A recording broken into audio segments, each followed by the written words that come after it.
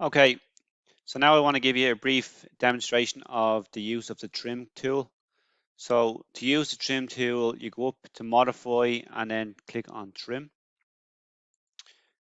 Okay, so the way trim works is the first thing it looks for is your boundary. So in other words, where the lines are going to be trimmed back to. So let's say, for example, I want to get rid of this section of the line here up to this line. Then this line would be the boundary. So I left click on that. When I'm finished with my boundaries, I can press enter or spacebar, and then it's looking to trim or select the line that you want to trim. So if I hover over the line that I want to trim, you can see it comes grayed out, and then I left click and then it's gone.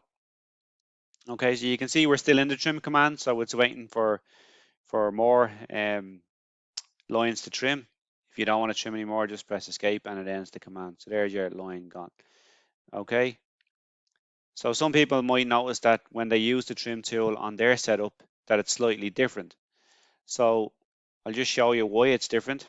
So if I press type trim this time, you can see down the lower in the command window it says mode there. So if I click on mode, I can have two different modes, quick and standard. So the way I just done it was standard, but I can change it to quick.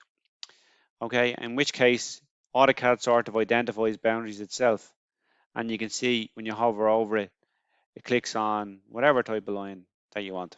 Okay, so I want to get rid of the same line again, just click on it, and then it's gone.